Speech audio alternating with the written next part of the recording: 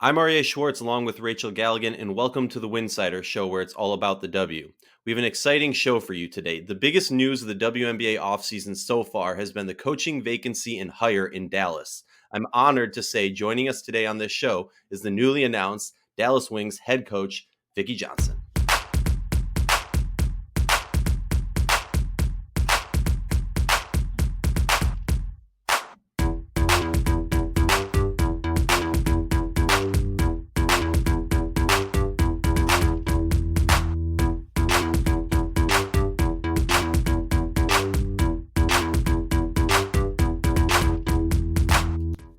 If you like our show, please consider joining our Patreon community, patreon.com/Winsidr. For less than a cup of coffee a month, you can directly show support for the hard work we do covering the W. And don't forget to see our amazing staff's written content over at winsidr.com. While you're there, something we're really excited about, we have our overseas tracker is live. You can see where your favorite WNBA players are playing overseas all in one place.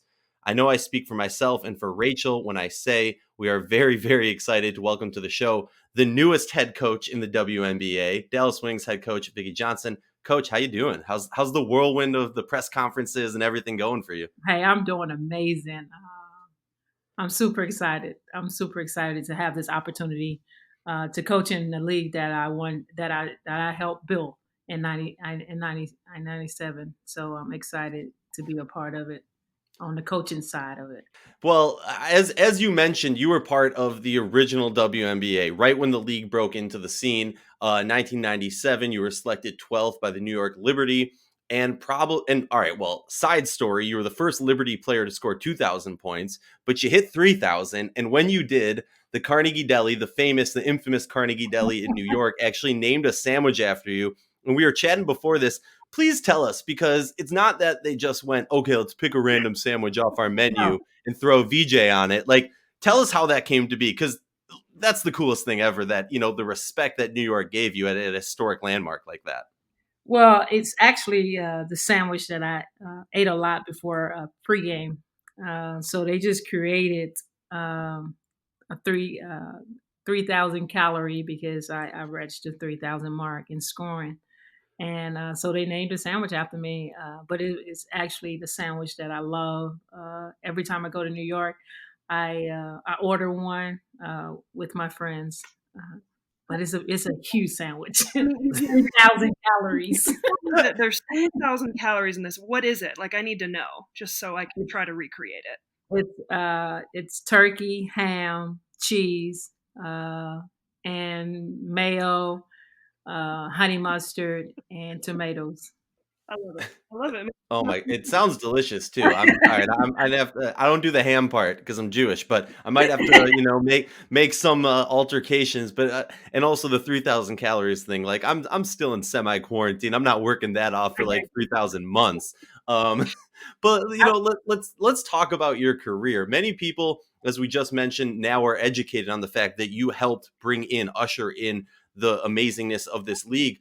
But you've watched the league grow. You've been in multiple different positions as a player, in the beginning of the league, as a coach, as a head coach, as an assistant again, and now back to as a head coach.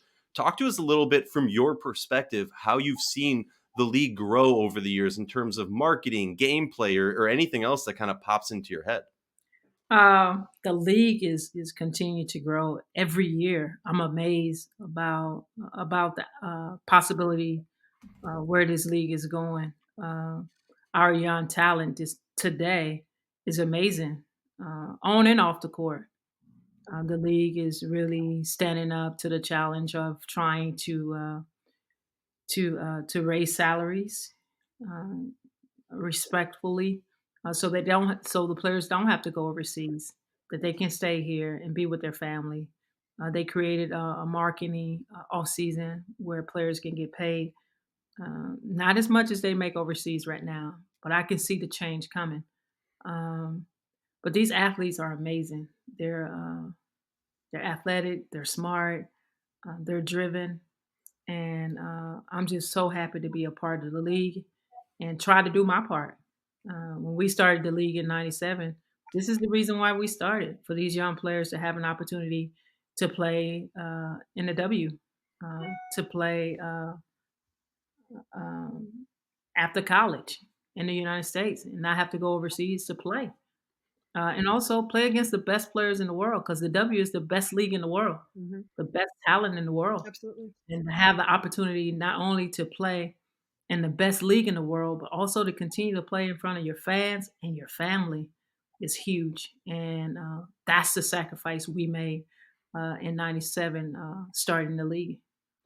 Coach, you've obviously been involved since day one. Here you are now, head coach for your second time, obviously with the Dallas Wings. But I want to talk about like during your playing career, was it always something you had in the back of your mind that you knew you wanted to coach, or at what point did you realize that was the path for you, and who kind of helped you along that way? Well, I played multiple positions in the W. When I started in New York, my first 6 years, I played the three position and the two position. My last 3 years in New York, when Spoon retired, I moved to the PG position. I enjoy that.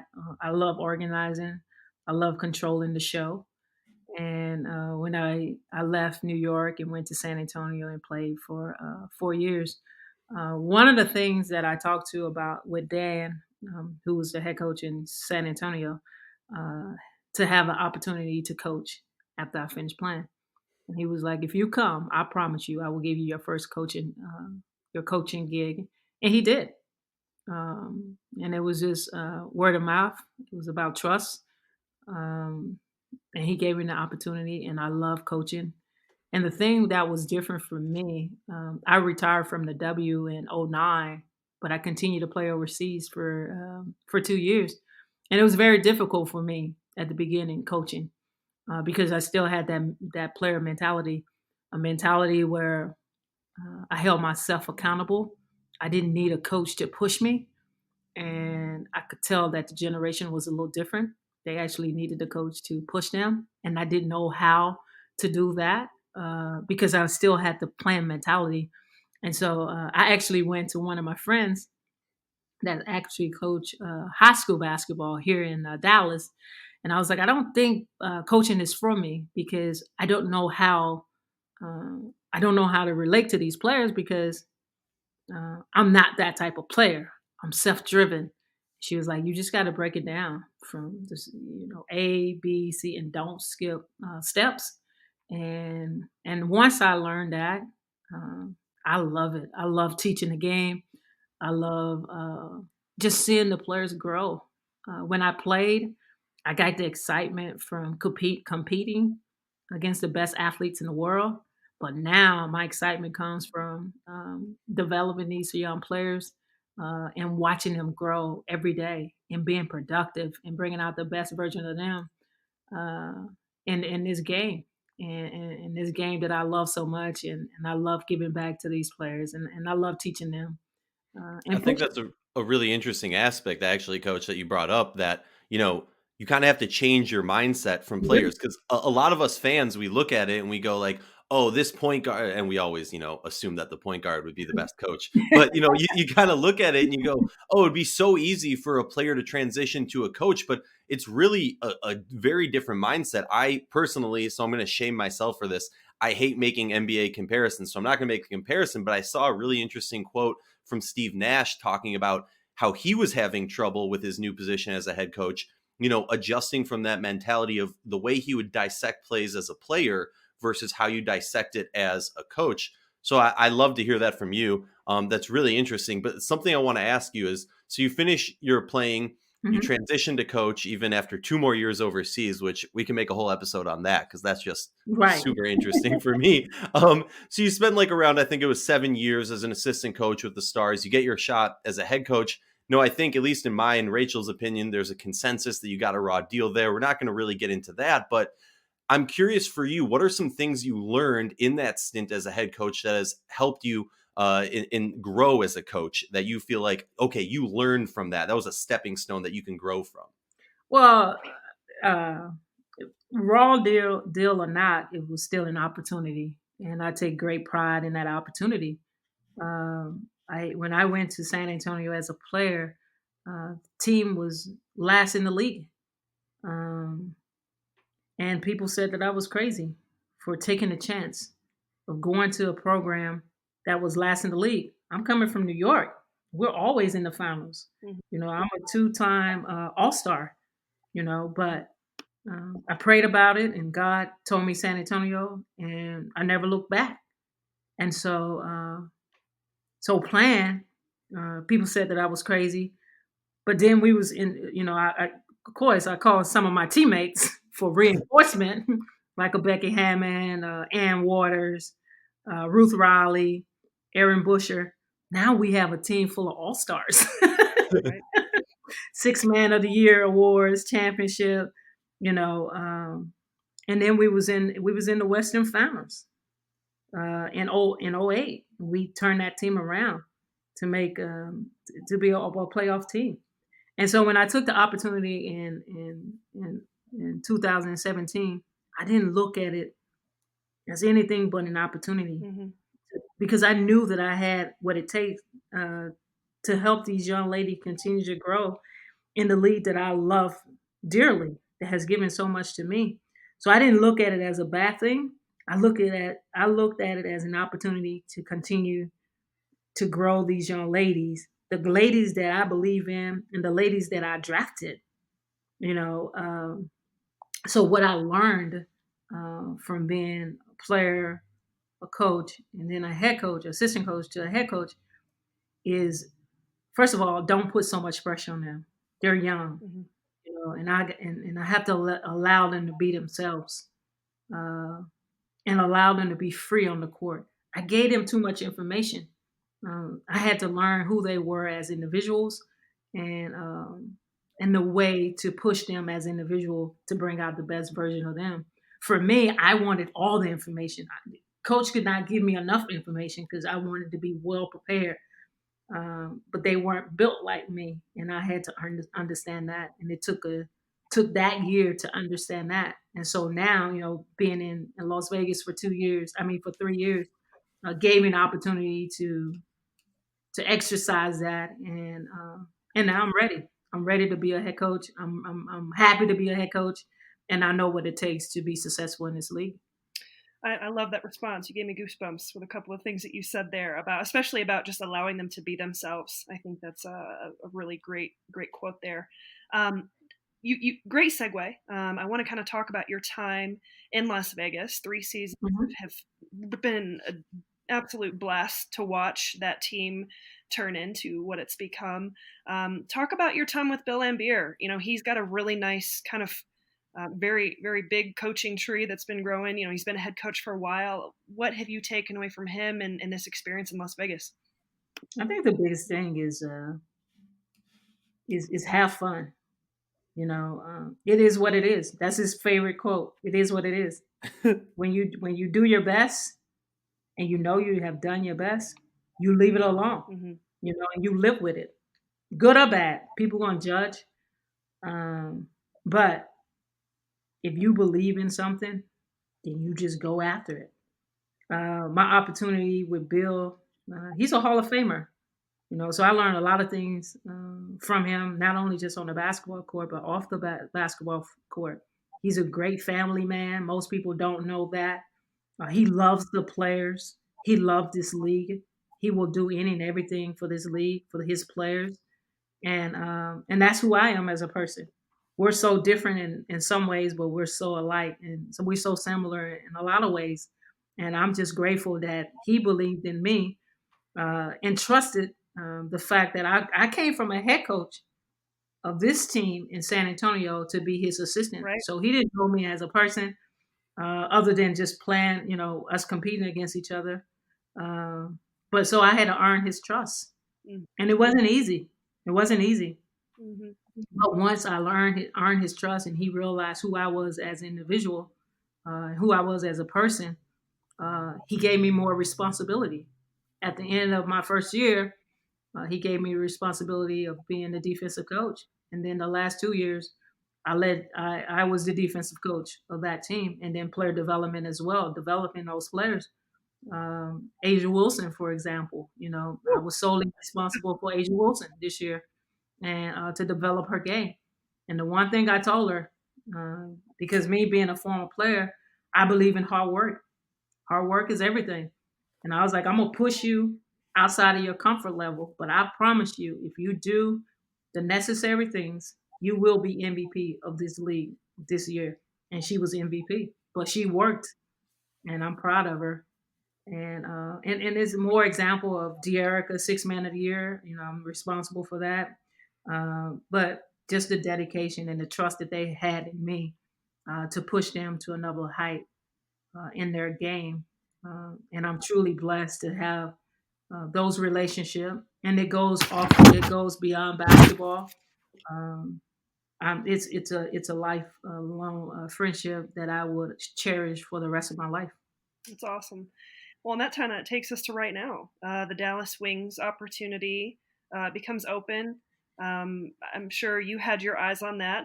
Correct me if I'm wrong. Dallas is home base for you, but It is. what was that interview process like for you once that opportunity became available? Well, I've been in Dallas since '04. That's right. So I love Dallas.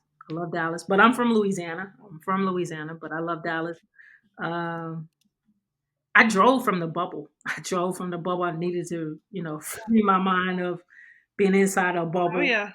That was very difficult. It was very difficult. I won't lie to you. I played overseas for 15 years. Being inside of that bubble was unreal. Hmm. So I salute everybody that was inside the bubble, especially the players, because they had to focus. Um, but that process, when I had a chance to talk to Greg after I made it home, and it's crazy because I sold a house in the bubble and I bought a house in the bubble. So I'm coming to a new home in Dallas.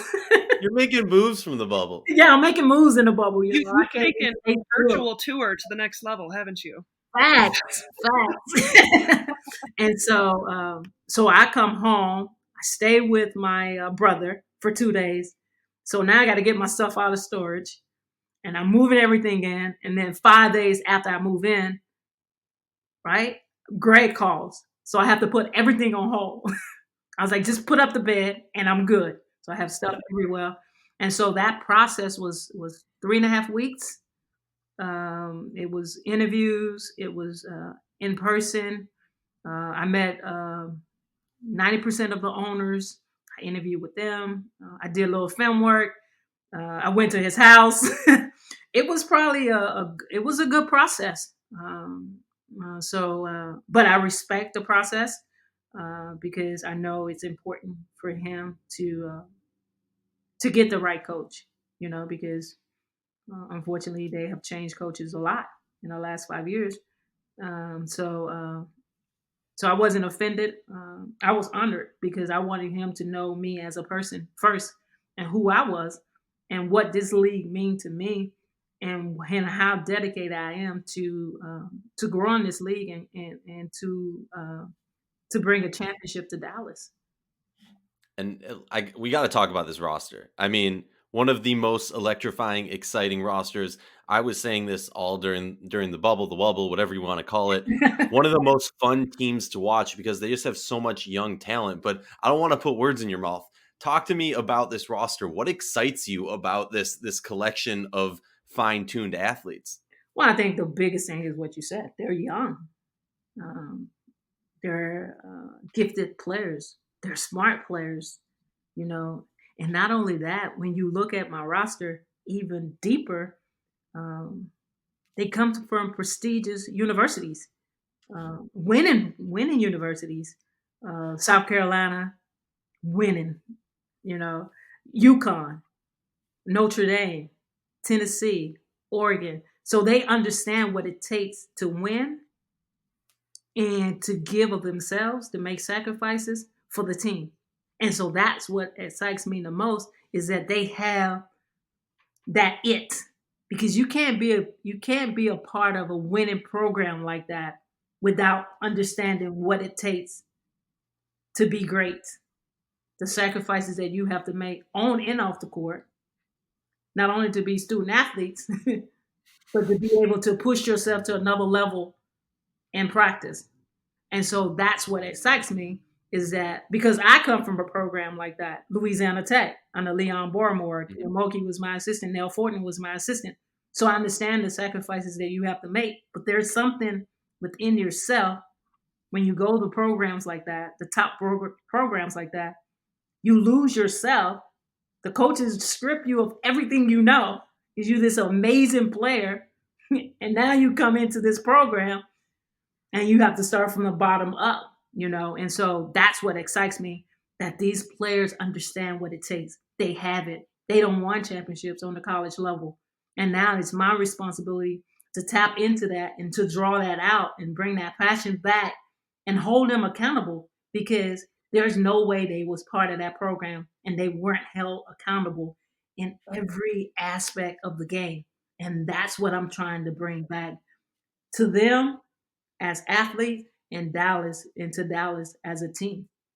That's amazing. I mean, I completely agree with you. You know, from us, the talking heads, when we're looking in, we look at players and we make our mock drafts, and I'm not going to Right. claim that we know what's in the minds of the GMs, but I always say it's that intangible, because you might be this amazing player dropping 50 points a night on, Exactly. a subpar team, but when you're part of that winning culture, you see it in the players who come in Oh, yeah, league sure, ready.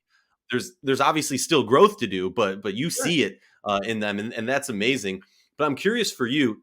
You know, we talked about how scary talented this young roster is. Right. What do you think is going to be a key element for this young roster to grow into a championship caliber team?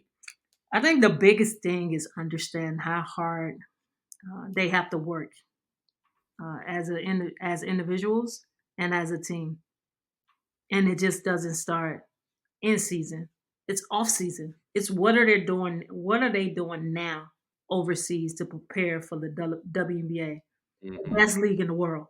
Because what people don't understand, that I understand so well, because I played in the W and I played overseas for 15 years. You know, when you overseas, you are the team. Like, you are the woman, you know? And then when you come into the W, when you come into a W in the W, you just a part of the team. You're a piece of the puzzle. And you have to do your job well in order for the team to be successful. And so I think that's the thing that we all have to understand, and the players understand who they are as people and what the sacrifices that have to make in order to be successful. I think, we're entering a very exciting time. We've seen it in most professional sports leagues, and free agency. Everyone likes to put on their GM cap, and everyone likes to talk about that, and not even talking about the draft. Like, that's a whole nother monster Yeah, in its own.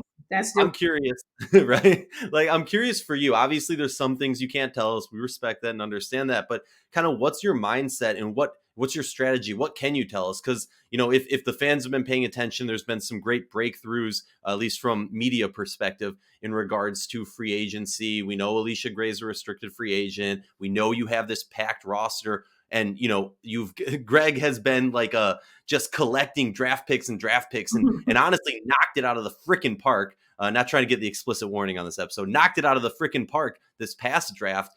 Just compiling this young talent. But from our perspective, you look at it and you're like, well, what do you do when you have so many, high picks going into this draft? So share what you can with us, if you don't mind. well, I've been in the league. I've been in this league for 24 years. I understand what I have in Dallas. I understand my roster. And I know that free agency is huge. But for me, without telling you who I'm trying to get, um, it's very important for me to find the right vet to fit with this young core group, to educate them, to teach them how to be professional athletes on and off the court, but still allow them to grow.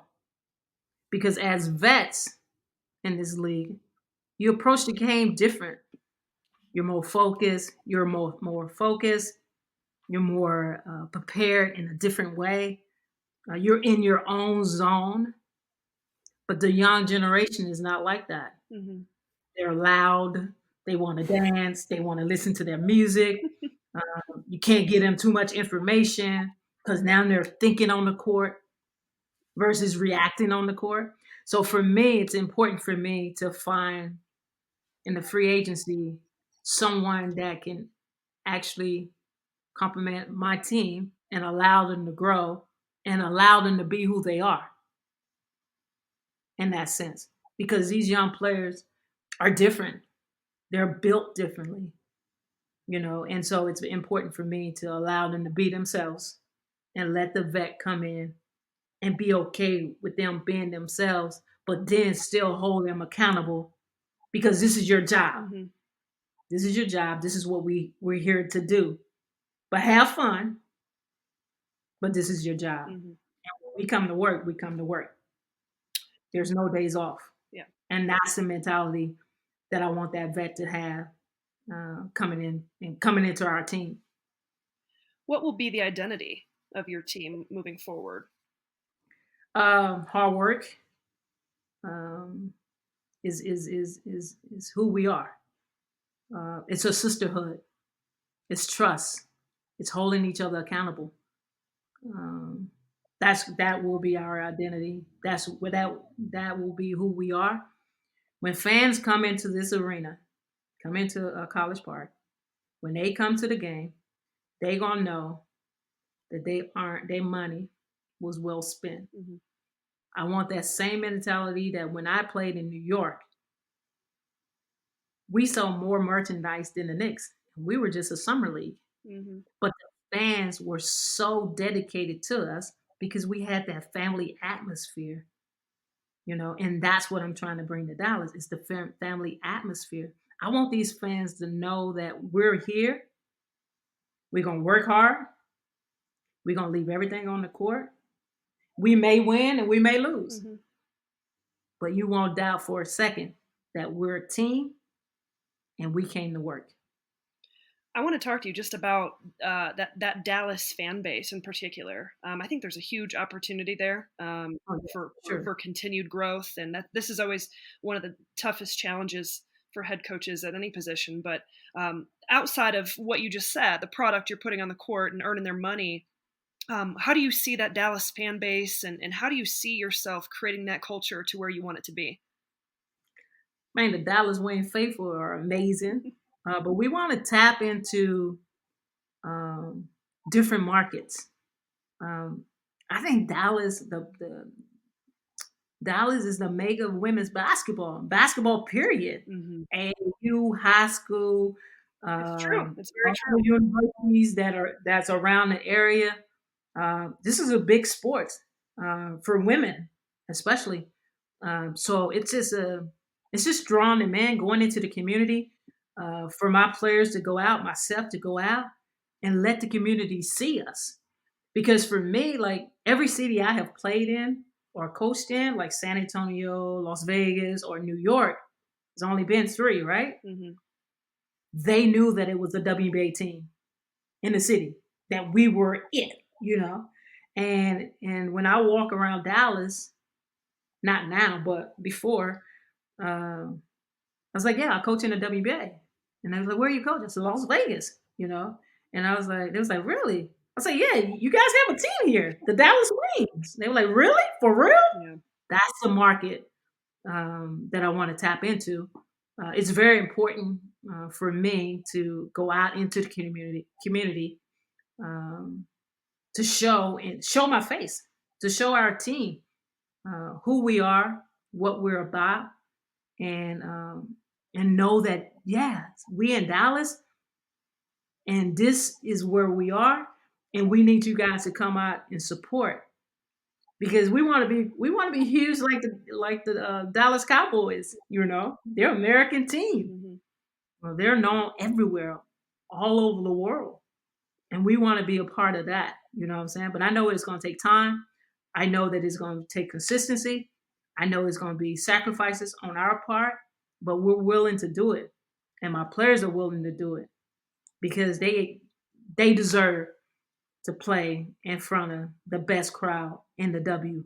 And in the next 2 years, we will have the best crowd in the W. You heard it here first, everybody. Hot take on that one, Coach. This roster is very talented. I Yes.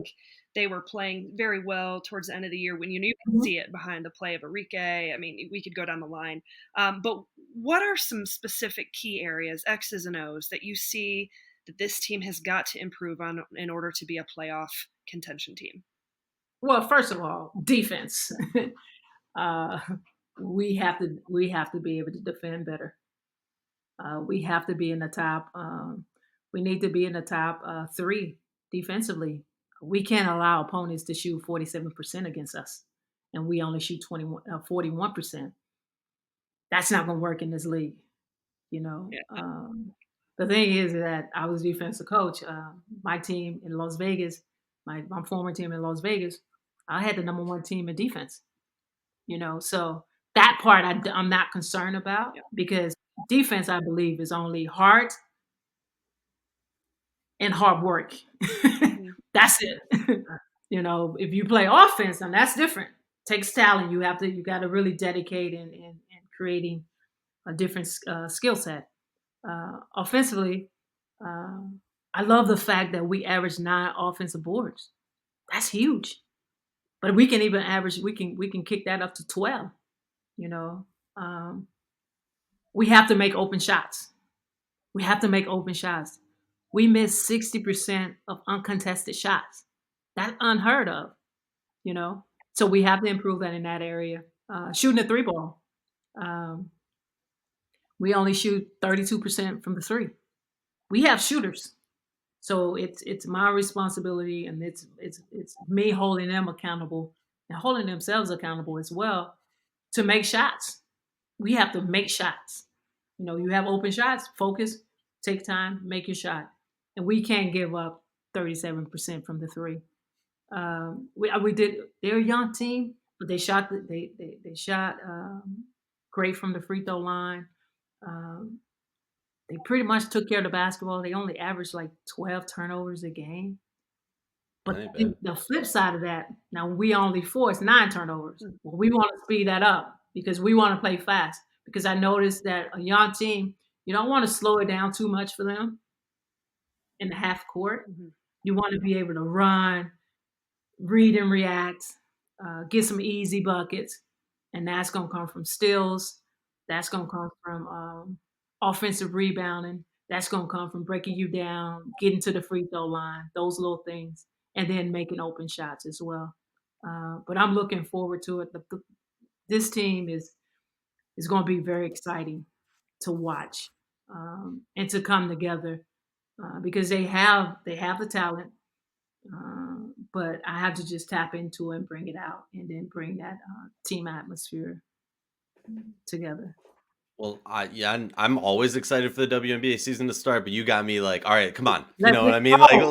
let's hop in the old time machine and jump forward a Let's few get it. months. um, well, we expect to be dropping this episode on Monday, so just gonna ask it. Do you have any exciting breaking news you want to drop on us, as far as your staff? And if there isn't anything you want to share, could you give us kind of a peek into your mindset of what kind of coaches you're looking for to fill out your staff? Well, I'm the biggest thing for me is that I have to find people that fit my personality. In a sense, we can be different, but the core value of it and why you do it, I need to know that you have the passion to teach these young ladies. It's not about your ego. I played 15 years, you know, a total of 25 years, 13 in the W, 15 overseas. I've been coaching for 10 years. I've been in this league forever, right? If I can walk into the door and leave my ego at the door, I expect my coaching staff to do the exact same. This is not a dictatorship. We're not doing that. It's a respect thing. And so Hmm. for me, I'm taking the time to really interview these different coaches and understanding who they are as people first. Are they a family person? Because that's what I'm trying to build, a family atmosphere. Are they trustworthy? Do they hold themselves accountable? You know, and can they teach the game? And will my players respect them? Because this is a different generation. Have you done it enough to be able to say, hey, Enrique, you need to do da da da da. Do you understand this league well enough to be able to give a scouting report?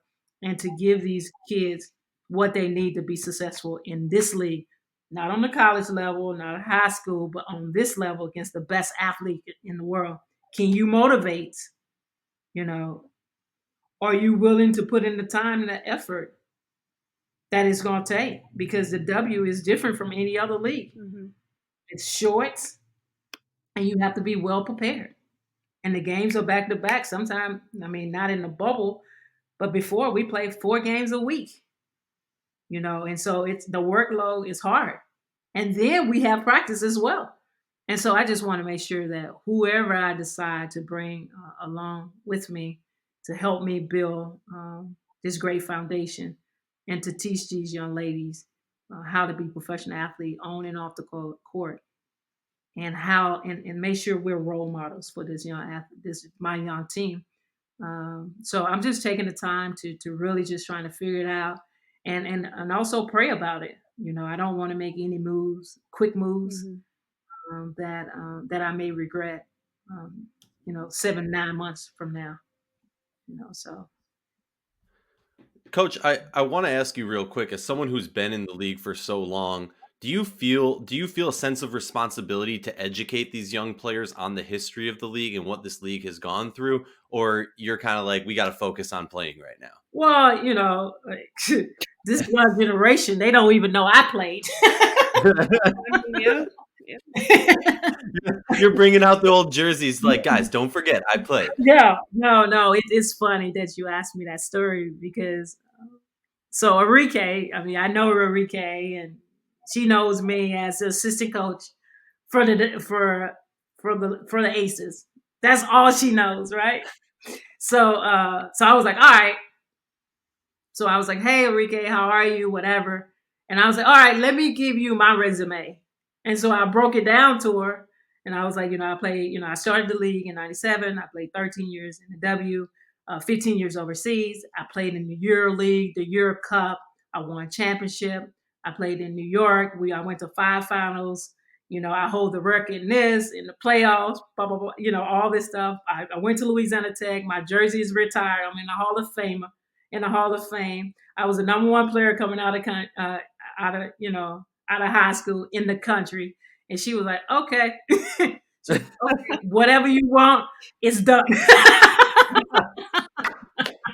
That's the respect we want to see. It was great. I mean, it was priceless. I was like, yeah, so you're not just, and then I gave her a scout report on herself. I told her strength and her weaknesses and what I expect her to be working on overseas. And I told her something. She was like, wow. She was like, that's exactly what I'm working on. I was like, I know, because I know your game. I said, but it's easy. I can show you when you come back to the States. And we just fell out laughing. I love that. That's so important. It was fun. Well, Coach, we are so appreciative of your time. And for our listeners, thank you for tuning in. You heard it here first, inside the mind of the newest head coach in the WNBA, Vickie Johnson, the Dallas Wings. Coach, thank you for your time. We wish you all the best as you head into free agency and dealing with all those draft picks that we all know you have. Happy holidays, and everybody, please stay safe. All right. Thank you.